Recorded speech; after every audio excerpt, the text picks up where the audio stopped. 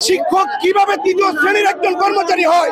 শিক্ষক কখনো তৃতীয় শ্রেণীর কর্মচারী হয়ে থাকতে পারে না। একজন তৃতীয় শ্রেণীর কর্মচারী কখনোই প্রথম শ্রেণীর নাগরিক সৃষ্টি করতে পারবে না।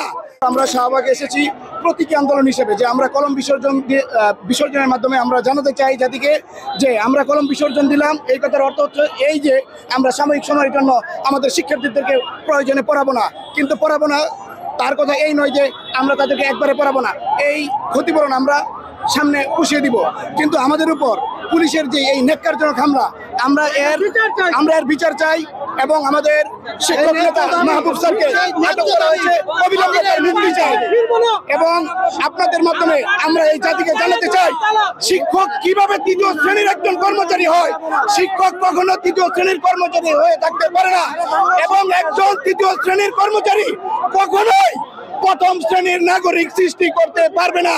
আমি বর্তমান সরকারের প্রতি উদাত্ত আহ্বান জানাবো, আপনারা আমাদের এই ন্যায্য দাবি মেনে নেন।